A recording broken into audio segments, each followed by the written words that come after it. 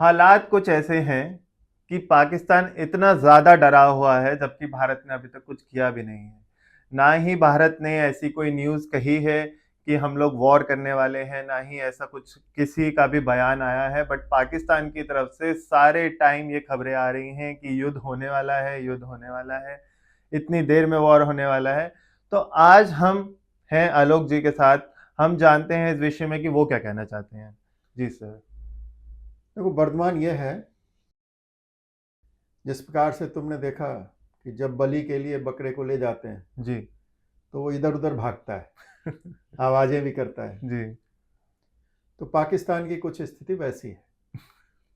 आज अभी तक भारत ने ये नहीं कहा है कि वो क्या करने वाला है। हम्म।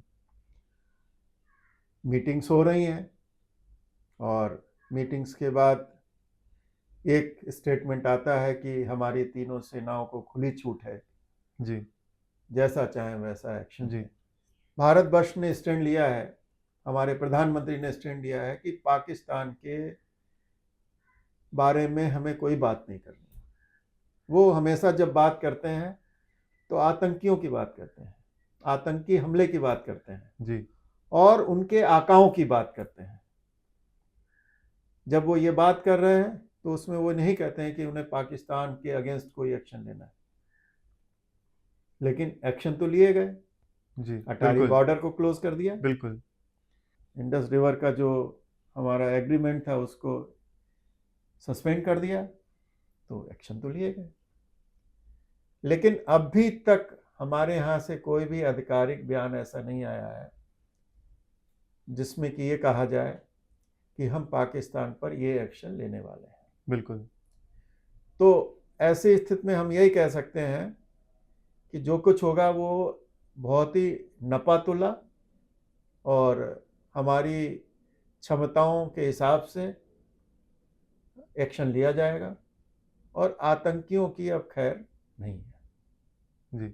हाँ, ये जो कह रहे हैं पाकिस्तान वाले कि 36 घंटे में, 38 घंटे में, तो ये वो चाहते हैं कि कोई न्यूज़ आए, बिल्कुल। लेकिन हमारी सरकार बिल्कुल निश्चिंत है, एक्शन लेगी समय आने पर। वो आपने एक डायलॉग सुना है ना कि समय और स्थान मेरा होगा, मौत तुम्हारी होगी। बिल्कुल सही बात। हाँ, बिल्कुल। तो ये है। तो अभी पाकिस्तान की बिल्कुल कुछ ऐसी स्थिति है, और जैसे कि एक बच्चा शैतानी करके अब सारी जगह शोर मचाता है, छुप जाता है कि अब तो वो पिटने वाला है अपने मम्मी से। बिल्कुल ही पाकिस्तान की अभी ऐसी स्थिति है कि अभी उसको डर है कि उसने गलती तो कर दी है, अब उसकी बड़ी जोर से पिटाई होने वाली है। तो देखो, इसमें ऐसा है कि तुमने कहा मम्मी से पिटने वाला है, इंडिया तो पाकिस्तान का बाप है। तो बाप जब पीटता है तो बहुत जोर से पीटता है, मम्मी थोड़ा बहुत प्यार भी कर लेती है, लेकिन ये बिल्कुल। जब बाप पीटेगा तो बहुत जोर से पीटेगा। तो बिल्कुल ऐसी ही पिटाई होगी कि अंदर की सारी शैतानी निकल जाएगी, बिल्कुल हाँ, हाँ, पाकिस्तान हाँ, की। हाँ। तो ऐसे ही कुछ और भी खबरें हैं, जैसे कि अभी हमने सिर्फ पानी का जो ट्रीटी था वो सस्पेंड किया था, बट पाकिस्तान जो है एलओसी है, वहां पे उन्होंने फायरिंग शुरू कर दी है, और वहां पे वो लोग कुछ गतिविधियां कर रहे हैं जो कि मुझे लगता है कि बिल्कुल भी सही नहीं है। देखो, क्या है कि इस तरीके की फायरिंग होती रहती थी जी। और इसमें नुकसान पाकिस्तान का ही ज़्यादा है। अच्छा। आपने कभी देखा है बकरे को हलाल होते हुए? उसको धीरे धीरे ब्लीड करते हैं। हम्म। तो इस समय हम पाकिस्तान को ब्लीड कर रहे हैं। आप ये देखिए कि उसके जितने संसाधन हैं बहुत कम हैं। जी। अभी वो ग्रे लिस्ट से बाहर निकला है, जी। आतंक। अब वो फिर चांसेस बन रहे हैं कि वो ग्रे लिस्ट में डाल दिया जाए। अच्छा। और इसके बाद अगर आप देखिए, वो कटोरा लेके जगह जगह भीख मांगता था। अब जिसको कहते हैं ना कि घर में नहीं दाने और अम्मा चली बुनाने, तो पैसे हैं नहीं उसके पास हम्म। और वो युद्ध की बातें करता है। जी। तो पैसे, भाई देखिए, मोबिलाइजेशन में, हम्म। पेट्रोल में, तो जो वहाँ पर जो जिंदगी होने वाली लोगों की बहुत बुरी होने वाली है। हम्म। इसलिए वो ये चाहते हैं कि ये जल्दी से जल्दी किस्सा ख़त्म हो। वो कहते हैं 36 घंटे, 48 घंटे। और भारतवर्ष ये चाहता है कि हम बहुत प्रेसिजन के साथ एक्शन लेंगे। जैसे इज़राइल ने जो हमारे को सपोर्ट दिया है, जी तो जैसे मोसाद करता है, वो कहीं पर भी आतंकवादी हो वो वहीं की वहीं उड़ाया जाएगा, और उसके लिए बहुत प्रेसिजन की जो एक कैपेबिलिटी है वो इंडिया के पास है। जी तो कुछ ऐसे एक्शंस होंगे जो कि कन्वेंशनल वार से अलग होंगे, ऐसा मुझे लगता है। जी। हाँ। तो अभी काफी ऐसे मुद्दे भी उठ रहे हैं कि बहुत से जो इंडिया पाकिस्तान के बीच में जो आवाम रहते हैं, जो लोग रहते हैं, तो वो काफी आपस में रिश्तेदार हैं। कुछ लोग जब बंटवारा हुआ तो कुछ लोग इधर रह गए और कुछ की आधी फैमिलीज उधर है। तो अभी पाकिस्तान से काफी वीडियोस ऐसी आ रही हैं, और स्पेशली मैंने देखा है कि लेडीज की वीडियोस ज्यादातर आ रही हैं, तो जिसमें वो लोग ये बयान कर रहे हैं कि प्लीज हमें छोड़ दीजिए, हमारी फैमिलीज वहां पर है, अगर वॉर होता है तो हम लोग खो देंगे वो सब। तो क्या ये पाकिस्तान की कोई चाल है अटेंशन बटोरने के लिए, या ये सच्ची में वहां के देखिए, लोग परेशान हैं? आप क्या कहेंगे? ये एक स्थिति ऐसी है जो पाकिस्तान के लोग चाहते हैं बने। बिल्कुल। अब आपने बहुत चर्चित शादी एक सुनी है सानिया मिर्जा की। जी तो हिंदुस्तान की सानिया मिर्जा, वहाँ का क्रिकेट प्लेयर, दोनों की शादी हुई, अब वो टूट गई। जी तो उनको 4 बीवियां रखने की इजाज़त है, तो कुछ बीवियां यहाँ छोड़ देते हैं, उनसे बच्चे हों। तो ये सोची समझी है, लेकिन सरकार इसके प्रति सतर्क है, और जिन लोगों पर भी पाकिस्तान का पासपोर्ट है उन सबको ही वापस जाना पड़ेगा, और शादी के बाद तो पासपोर्ट बदल जाता है। जी तो अब ये एक्शन ले रहे हैं। और देखिए, एक और बात समझिए कि पाकिस्तान में अधिकतर कौन है? अरब कंट्रीज के लोग इनको अपना नहीं मानते हैं, जी और देशों के भी जो लोग हैं जिन पर ये रिलाई कर रहे थे, उन सब ने भी इनसे पल्ला झाड़ लिया है। टर्की की भी ऐसी स्थिति नहीं कि वो खुलकर सामने आएगा टेररिस्ट के सपोर्ट में। जी तो जब टेररिस्ट के सपोर्ट में कोई देश आ नहीं सकता है, तो पाकिस्तान को ये लड़ाई खुद लड़नी पड़ेगी। वहाँ के जो मंत्री हैं वो खुद कह रहे हैं कि हम 30 साल से ये टेररिस्ट का काम कर रहे थे, पैदा कर रहे थे यूके के लिए, यूएसए के लिए। तो वो अपने जाल में खुद फंस गए हैं। जब आप सांप को पालते हो तो सांप तो काटेगा। तो ये सांप को काटने वाली बात है, और उसके जहर से बच नहीं सकता पाकिस्तान। और ये दुर्भाग्य है पाकिस्तान में रहने वाले लोगों का कि वहाँ की सरकार ने एक कश्मीर के नाम पर इस इशू को जिंदा रखा, अपनी नाकामी को छुपाने के लिए कश्मीर का रोना रोया, और एन केन प्रकारेण वो शासन करना चाहता है। बड़े मजे की बात यह है कि वहां पर जितनी आर्मी है या मिलिट्री है, तो उसको एक तरीके के बिजनेसमैन है सब। अच्छा। और वो सब डरकर भाग रहे हैं पाकिस्तान से, अपनी अपनी फैमिलीज को पहले भेज दिया। तो स्थिति बहुत खराब है और बहुत डरे हुए लोग हैं। और ऐसे में मुझे ये लगता है कि भारत कोई कन्वेंशनल वार नहीं करने वाला है, और ना ही कन्वेंशनल वार होगी। हम टेररिस्ट को चुन चुन के मारेंगे। बिल्कुल। तो इस बात का सार केवल ये है कि हमारी लड़ाई पाकिस्तान से नहीं, हमारी आतंकवाद से लड़ाई है। हाँ, बिल्कुल। ये बिल्कुल वही वाली स्थिति है कि जो बादल गरजते हैं वो बरसते नहीं हैं, और अभी भारत जो है गरज नहीं रहा है, और जब बरसेगा तो ऐसा बरसेगा कि बिल्कुल ही सारे आतंकवाद को साफ कर देगा इस बार, मुझे लग रहा है। अभी एक और खबर ऐसी है कि जो सीमा हैदर है, जो कभी एक टाइम पे बॉर्डर को पार करके आ गई थी हमारे यहाँ, अभी उनको भी वापसी भेजा जा रहा है। उस विषय में आप क्या कहना चाहेंगे? देखिए, सरकार का निर्णय है कि जितने भी हैं Pakistani, they should go back, they will go back. इसमें क्या परेशानी है? बिल्कुल। एक और भी सवाल है। अच्छा। कि अभी इन्होंने कैबिनेट कमेटी की मीटिंग बुलाई है, और फिर committee of external affair, ministers of external affair, उसकी एक जो कमेटी है उसकी बात करेंगे। अब ऐसे समय में जो विपक्ष है, कभी कभी हालांकि बहुत संतुलित तरीके से व्यवहार कर रहा है, लेकिन वो कभी कभी हल्की बातें करता है। जैसे वो कह रहा है कि ज्वाइंट पार्लियामेंट्री कमेटी, हम पार्लियामेंट में बात करना चाहते हैं। जी। ये समय आपस में बात करने का नहीं है, बात हम एक्शंस के लिए करने चाहते हैं, हम्म। और जो एक्शन है वो सरकार लेती है। बिल्कुल।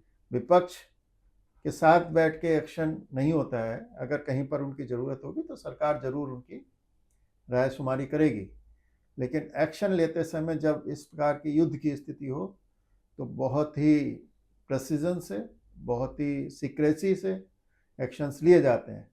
और एक और मेरा एक सवाल है कि आज तक मुझे ऐसा लगता है कि कभी भी आर्मी को और जो हमारी फोर्सेस हैं उनको कभी ऐसा मौका शायद मिला नहीं है इतिहास में कि उनको फ्री हैंड दे दिया गया हो। देखो इसमें तो मैं ये कहूँगा कि ये मोदी है, जी। और ही इज़ डिफरेंट। अब कैसे एक तीर से, लोग कहते हैं दो शिकार किए जाएं, ये एक तीर से कई शिकार करते हैं। बिल्कुल। अब इन्होंने जो मीटिंग की उसके बाद तीनों को फ्री हैंड दे दिया, तो जो इंटरनल कुछ आवाजें आ रही थी अब वो सब बंद हो गई। ठीक है। हाँ। अब कोई ये नहीं कह सकता है कि आप हमें आर्मी के प्लान के बारे में बताओ। अच्छा। सब लोग ये कहते थे सरकार क्या करने जा रही है, तो अब सरकार कुछ नहीं कर रही है, आर्मी करेगी। बिल्कुल। तो इन्होंने एक तो विपक्ष को चुप करा दिया, जो हमारे यहाँ 24x7 के पत्रकार हैं उनको चुप करा दिया, क्योंकि आर्मी तो आर्मी है, उससे तो क्या सवाल जवाब हो सकता है। तो ये बहुत ही अक्लमंदी भरा हुआ स्टेप था, और आई एम हैप्पी कि we are living under the prime ministership of Modi. Thank you. बिल्कुल। जहाँ पे फोर्सेस का ये कहना था कि उनको फ्री हैंड नहीं मिलता है, काफ़ी बार उनका हाथ रुक जाता है, वो टेरिस तक पहुंच जाते हैं, बट शायद ऐसी परिस्थिति कुछ ऐसी हो जाती है कि उनको रुकना पड़ता है। वहाँ पे अब आर्मी बहुत, जो हमारी फोर्सेस है, बहुत ही खुश होंगी इस फैसले से। साथ ही उनके ऊपर एक बहुत बड़ी जिम्मेदारी भी आ जाती है, और इससे सरकार को भी देखने को मिल जाएगा कि हम लोग कितने कैपेबल हैं। और ये बहुत बड़ा सरकार के लिए भी फैसला है कि अगर कुछ भी ऊंच नीच हो जाती है तो ये सरकार का भी बहुत ही, मतलब आपको बहुत गट्स चाहिए ऐसा फैसला लेने के लिए कि कल को विपक्ष जो आप पे बहुत सारी उंगलियां उठा सकता है अगर कुछ भी ऊंच नीच हो जाती है तो। नहीं, देखिए एक बात समझिए कि फैसले लिए जाते हैं, लेकिन इम्प्लीमेंट तो हमेशा मिलिट्री करती है, जी। आर्मी करती है, जी। नेवी करती है, एयरफोर्स करती है। तो अभी भी फैसले लिए जाएंगे। ये पहली बार है कि हमारा एक CDS है, कंबाइंड डिफेंस सर्विसेज का एक हेड है, तो जब वो हो गया तो वो इंटरेक्ट करेगा गवर्नमेंट ऑफ इंडिया से। बाकी चीज़ें जो होंगी वो इंडिविजुअल लेवल पर होती हैं, और देखिए मौके के हिसाब से तो गोली जिसको चलानी है वही चलाएगा। आप कह दीजिए गोली चलाएं और सामने कोई नहीं तो बेकार। तो जो एक सिपाही है हमेशा गोली तो वही चलाएगा। बिल्कुल। तो इसलिए मुझे नहीं लगता है कि इसमें कोई नई चीज़ है, ओनली पोस्चरिंग इज डिफरेंट। वो लोग सवाल ये उठाने लगे, जैसे कि अभी एक बेवकूफ़ी भरा हुआ ऐड आया जिसमें हमारे प्रधानमंत्री साहब का सर गायब कर दिया। अच्छा। हाँ। क्योंकि उन्होंने कोई स्टेटमेंट अभी तक दिया नहीं। उन्होंने जो पटना में रैली हुई उसके बाद कोई स्टेटमेंट नहीं आया, तो उन्होंने कह दिया गायब। तो ये बेवकूफ़ी भरा बात है। जब हम युद्ध में हैं तो बातचीत की बजाय हमको एक्शंस दिखते हैं, और एक्शंस हो रहे हैं जी। और बातचीत की उम्मीद करना पागलों का काम है, और ऐसे पागलों के लिए तो भगवान ही मालिक है। बिल्कुल सही कहा।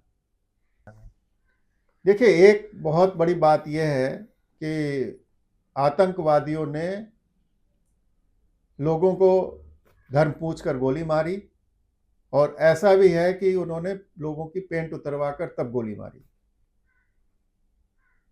तो यहाँ पर दो चीज़ें हैं, घूमने गए हुए लोगों को इस तरीके से आतंकवाद का शिकार होते देखकर सभी का खून खौलता है, लेकिन आप ये समझिए कि ऐसा उन्होंने क्यों किया।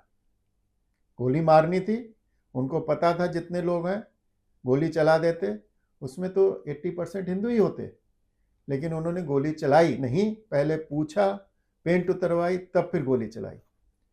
तो ये सीधे सीधे दिखाता है कि उनका मकसद ये था कि भारतवर्ष में गृह युद्ध हो जाए, आतंक का गृह युद्ध।